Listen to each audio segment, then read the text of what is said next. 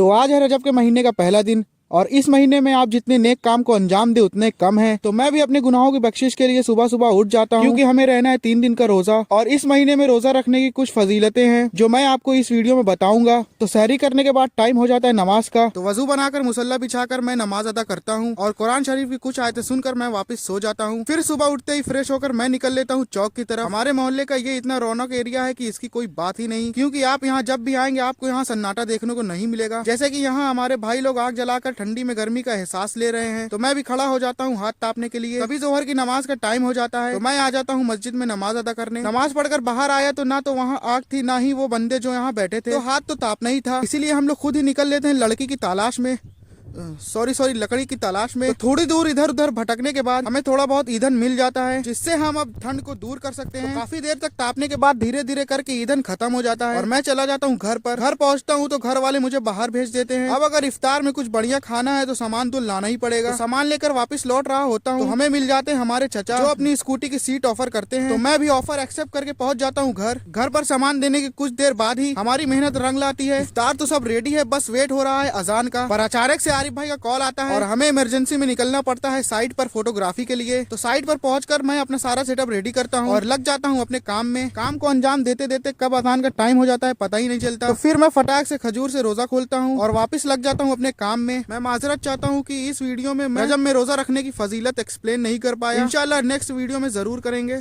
तो काम खत्म होते ही मैं आ जाता हूँ खाना खाने। इसके बाद फौरन हम निकलेंगे घर की तरफ। तो अभी जो है मैं घर पर आ चुका हूँ। तो घर पर पहुँचते ही मैं सबसे पहले नमाज अदा करता हूँ। तो मिलेंगे कभी और किसी और वीडियो में, तब तक के लिए जिंदा रहें।